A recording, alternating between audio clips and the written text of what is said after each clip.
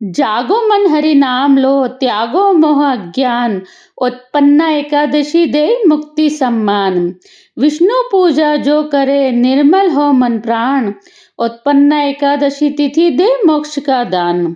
मार्गशीर्ष यानी अघन कृष्ण पक्ष की एकादशी को उत्पन्ना एकादशी कहा जाता है। यह एकादशी साल की पहली एकादशी मानी जाती है, क्योंकि इस दिन भगवान विष्णु की शक्ति एकादशी देवी का प्राकट्य भाव हुआ था। मतलब उस दिन ये उत्पन्न हुई थी, इसलिए इसे उत्पन्ना अर्थात उत्पन्न हुई एकादशी भी कहा जाता है। मार्गशीर्ष मास के कृष्ण पक्ष की एकादशी को भगवान विष्णु के शरीर से एक तेजस्वी कन्या के रूप में महादेवी एकादशी का प्रादुर्भाव हुआ था। यही कारण है कि मार्गशीर्ष मास के कृष्ण पक्ष की इस एकादशी को उत्पन्ना एकादशी कहा गया। आज के दिन भगवान विष्णु के 16 कला निधान पूर्ण अवतार भगवान कृष्ण की पूजा की जाती है। भगवान कृष्ण की पूजा में नैवेद्य के रूप में केवल फल ही अर्पित किए जाते हैं। फलहार में भी आप फलों का ही भोजन करें। कुटू अथवा मावे की मिठाइयों का प्रयोग भी नहीं किया जाता है इस दिन की पूजा में।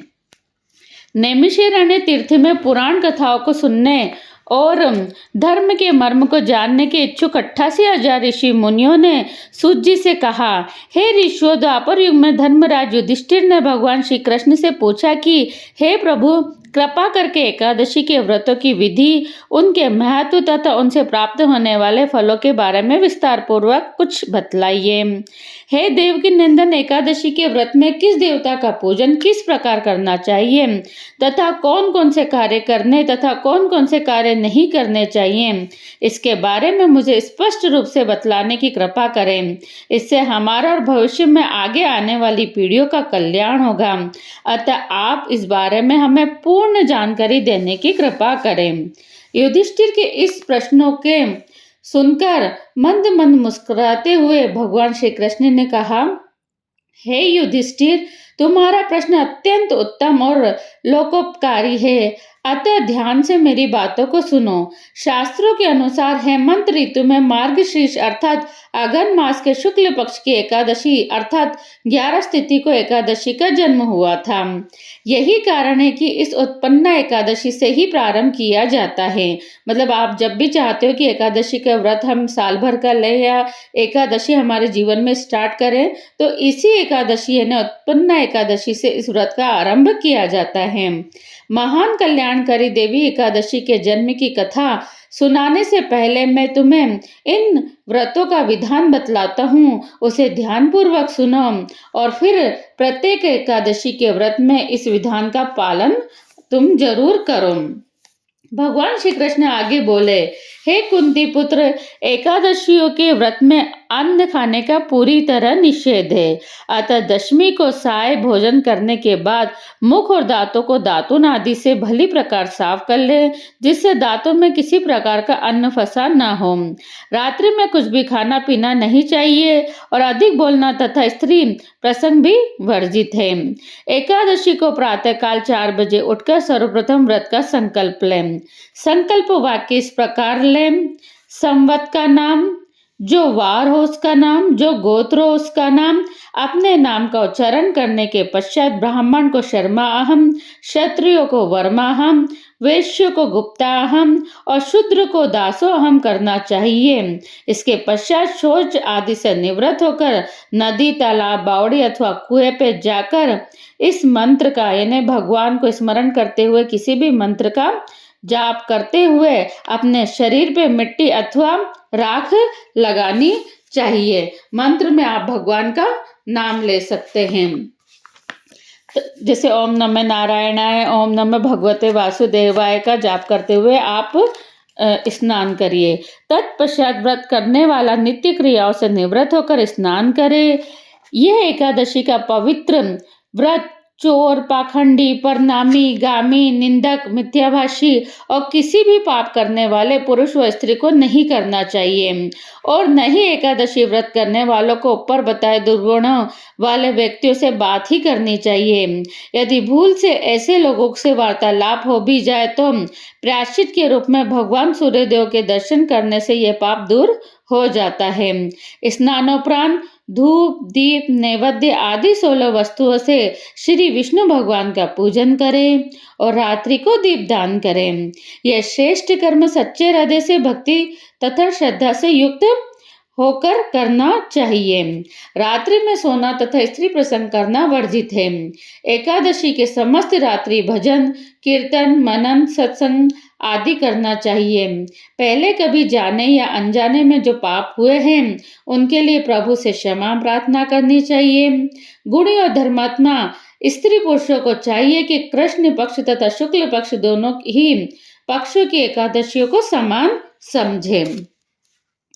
ऊपर लिखी विधि के अनुसार एकादशी मतलब जितनी भी विधि हमने बताई है, उक्त जो हमने लिखी विधियां बताई है आपको अभी तक, उसके अनुसार एकादशी व्रत करने वाले भाग्यशाली पुरुष व स्त्री मनचाहा फल प्राप्त करते हैं।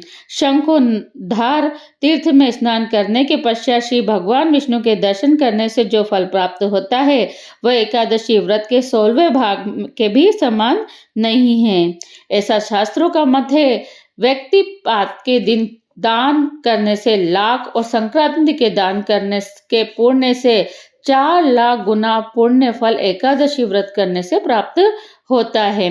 सूर्य चंद्र ग्रहण में कुरुक्षेत्र में स्नान करने से जो फल प्राप्त होता है वही फल एकादशी के व्रत से प्राप्त होता है। अश्वमेध यज्ञ करने 1000 तपस्वियों को 60 वर्ष तक भोजन कराने तथा पंडितों और ब्रह्मचारियों को भोजन कराने से भी 1000 गुना पुण्य कन्यादान तथा भूमि दान करने से होता है। उससे 100 गुना पुण्य विद्या दान करने से प्राप्त होता है और विद्या दान से 100 गुना पुण्य भूखों को भोजन कराने से प्राप्त होता है। अन्न दान से ही देवता और पितर दोनों की ही तृप्त होते हैं, पर एकादशी का व्रत पुण्य सबसे ज्यादा बढ़कर होता है। 1000 यज्ञों से भी अधिक एकादशी का व्रत का पुण्य होता है। एकादशी का व्रत का प्रभाव देवताओं को भी दुर्लभ है।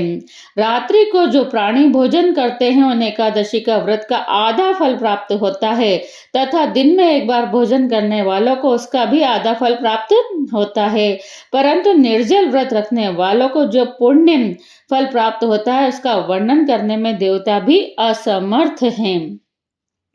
भगवान श्री कृष्ण के मुख से ये सब बातें सुनकर धर्मराज युधिष्ठिर हाथ जोड़कर बोले, हे भगवान, आप हजारों युग तथा लाख गौ दान से भी एकादशी के व्रत का महात्म्य बड़ा बताते हैं।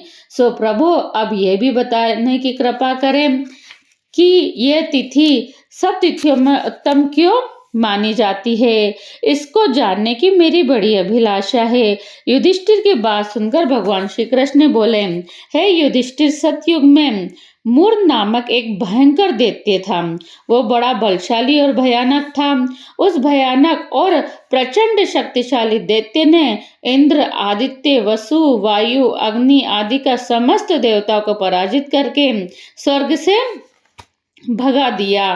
तब इंद्र सहित सब देवताओं ने भयभीत हो करके भगवान उमापति भोले शंकर को अपने दुखों का कारण और ये भयानक दैत्य का वृत्तांत सुनाया। देवता हाथ जोड़कर बोले, हे कैलाशवासी, हे अविनाशी, मूर दैत्य के भय से भयभीत होकर समस्त देवी देवता बेचैन हुए मृत्यु लोक में मारे मारे फिर रहे हैं। समस्त सूर समाज को बेचैन देखकर और उनकी अनन्य विनय सुनकर भगवान भोले भंडारी बोले, हे देवताओं, तीनों लोकों के स्वामी और भक्तों के समस्त दुखों का विनाश करने वाले भगवान विष्णु की शरण में जाओ, वे ही तुम्हारे इस महान कष्ट का निवारण करेंगे। भगवान शिव जी की यह बात सुनकर इंद्रादि समस्त देवता एकत्र होकर क्षीर सागर जहां शेषनाग की शैया पर भगवान कमलापति शयन कर रहे थे जा पहुंचे।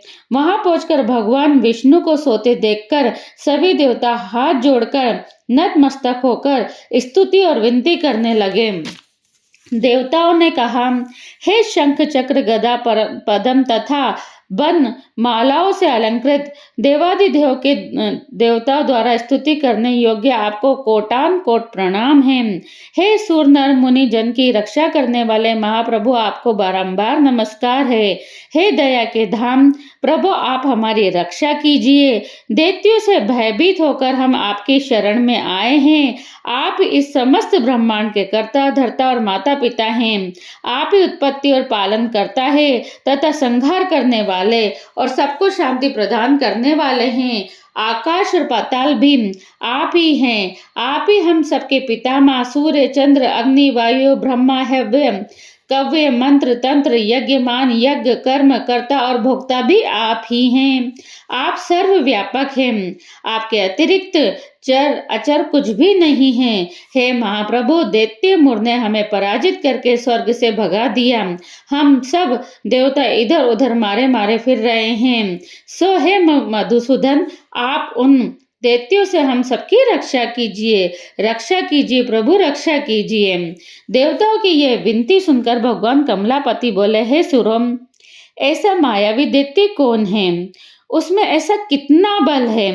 वह किसके आश्रय है तथा वह कहाँ रहता है? ये सब मुझसे कहो। भगवान विष्णु की यह बात सुनकर देवराज इंद्र बोले, हे प्रभु, प्राचीन काल में नाड़ीजद नाम का एक राक्षस था।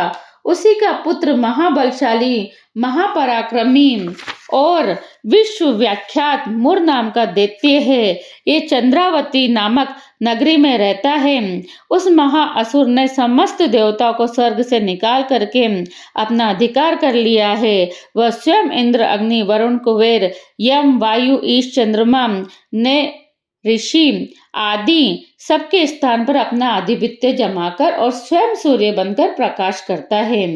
हे असुर निकंदन, उस दैत्य का संहार करके हम सब देवताओं की रक्षा कीजिए। हम सब आपकी शरण आए हैं। इंद्र के ये वचन सुनकर भगवान कमलापति बोले, हे देवताओं, तुम न घबराओ, मैं शीघ्र ही तुम्हारे शत्रु का संहार करूंगा। तुम सब अब चंद्रावती नगर को चलो। समस्त देवता सहित भगवान विष्णु भी चंद्रावती नगरी को चले गए। उस समय दैत्यराज मूर दैत्य सेना सहित युद्ध भूमि में बड़े अभिमान से गरज रहा था। उस महादैत्य की घोर गर्जना को सुनकर सब देवता भयभीत होकर चारों दिशाओं में भाग खड़े हुए। ये देखकर स्वयं भगवान विष्णु रणभूमि में पहुंच गए। भगवान कमलापति को रणभूमि में देखकर दैत्य नल ने नाना प्रकार के अस्त्र शस्त्रों से भगवान विष्णु पर प्रहार किया। भगवान ने यह देखकर अपने तीखे बाण छोड़े, जो नागों की तरह से लहराते हुए जाकर दैत्यों के अंगों को भीनने लगे। सभी दैत्य उनके हाथों मारे गए। केवल दैत्य राज मूर्जी जीवित बच रहा था। दैत्य राज मूर अविचल भाव से भगवान के साथ युद्ध करता रहा। ये देख सुर समाज अत्यंत बेचैन होने लगा। भगवान जो भी तीक्ष्ण बाण उसके शरीर में मारते हुए उसके अंगों में पुष्प के समान लगते। शस्त्रों से ही उस महादैत्य का शरीर छिन्न भिन्न हो गया, परंतु वह फिर भी युद्ध करता रहा। तत्पश्चात भगवान और दैत्य का मल्ल युद्ध होने लगा। इस प्रकार 10,000 वर्ष तक दोनों का युद्ध हुआ, परंतु वह महाबली दैत्य फिर भी पराजित नहीं हुआ। तब भगवान उस मूर दैत्य से लड़ते लड़ते थक करके बद्री श्राम को चले गए। वहां पर हेमवती नाम की एक सुंदर गुफा थी। विष्णु भगवान उस गुफा में विश्राम करने लगे। वह गुफा 12 योजन लंबी थी और उसका एक ही द्वार था। दैत्यराज मूर भी भगवान का पीछा करते हुए उस गुफा में पहुंच गया। वह दैत्य भगवान विष्णु को सोया देखकर उन्हें मारने के लिए उद्यत हुआ। वह अभी मारने का प्रयत्न कर ही रहा था कि उसी क्षण विष्णु भगवान के शरीर से एक अति तेजस्वी तथा अत्यंत प्रभावशाली कन्या अस्त्र शस्त्र धारण किए हुए उत्पन्न हुई। उस कन्या के बल पराक्रम को देखकर आश्चर्यचकित हुआ मूर उसके साथ युद्ध करने लगा। उस कन्या के युद्ध कौशल पराक्रम तथा वीरता को देखकर दैत्य ने विचार किया कि इस कन्या को इतना भयानक युद्ध करना किसने सिखाया है? यह तो बड़ा भयंकर युद्ध करती है। वह अभी विचार कर ही रहा था कि उस प्रभावशाली देवी ने एक ऐसा बाण मारा कि जो दैत्यराज का रथ टूटकर चूर चूर हो गया। देवी ने उसके अस्त्र शस्त्रों को काट कर टुकड़े टुकड़े कर दिया। अब वह भयानक दैत्यराज मुर मल्ल युद्ध करने लगा, परंतु देवी ने धक्का मारकर उसे मूर्छित कर दिया। जब वह दैत्य मूर्छा से जागा तो उस कन्या ने उसका सिर काट दिया। इस प्रकार वह दैत्य तो पृथ्वी पर गिरकर मृत्यु को प्राप्त हुआ और बाकी दैत्य भयभीत होकर पाताल लोक को भाग गए। जब भगवान विष्णु की निंद्रा टूटी तो उन्होंने मुर दैत्य के कटे हुए सिर तथा दोनों तथा हाथ जोड़कर खड़ी हुई एक कन्या को देखा। भगवान उस कन्या से पूछने लगे कि हे देवी, जिस दैत्य के भय से इंद्रादिक सब देवता भयभीत होकर स्वर्ग को छोड़कर भाग गए थे, उसको तुमने कैसे मारा है? वो कन्या कहने लगी, भगवान, जब आप निद्रा में थे तब यह दैत्य आपको मारने के लिए उद्यत हुआ था।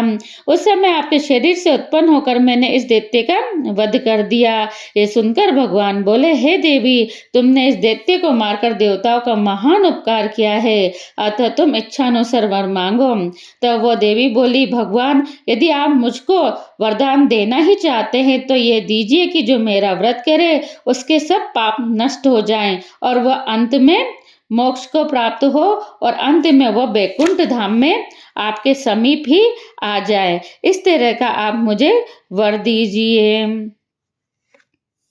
रात्रि को भोजन करने वालों को आधा फल और एक बार भोजन करे उसको भी आधा फल प्राप्त हो। जो मनुष्य भक्ति पूर्वक मेरे व्रत को करे वह निश्चय ही आपके लोक को प्राप्त हो। जो कोई मेरे व्रत में एक बार भी भोजन न करे उसको धर्म, धन और मुक्ति प्राप्त हो। भगवान ने कहा, हे कल्याणी, ऐसा ही होगा। मेरे और तुम्हारे भक्त एक ही होंगे और वे जीवन में सभी सुखों को प्राप्त करेंगे तथा अंत में मेरे लोक को प्राप्त होंगे। क्योंकि तू एकादशी को उत्पन्न हुई है, अतः तेरा नाम एकादशी होगा। तुम मुझको सब तिथियों में प्रिय हो, इस कारण तुम्हारे व्रत का फल सभी तीर्थों से अधिक फलदायी होगा। भगवान के ऐसे उत्तम वचनों को सुनकर वह देवी अत्यंत प्रसन्न हुई। भगवान विष्णु ने आगे कहा, हे युधिष्ठिर, सब व्रतों में एकादशी का व्रत का फल सर्वश्रेष्ठ माना जाता है। एकादशी व्रत करने वालों को मैं मोक्ष पद देता हूँ, उसके शत्रुओं को नाश एवं समस्त विघ्नों का नष्ट करता हूँ। यह मैंने एकादशी की उत्पत्ति का सब वृत्तांत बतलाया है। एकादशी पापों को नष्ट करने वाली तथा सिद्धि देने वाली मानी जाती है। जो मनुष्य इस एकादशी महात्म्य को पढ़ता तथा सुनता है उसको अश्वमेध यज्ञ के बराबर फल प्राप्त होता है। तो आप लोग भी जरूर ये कथा सुने।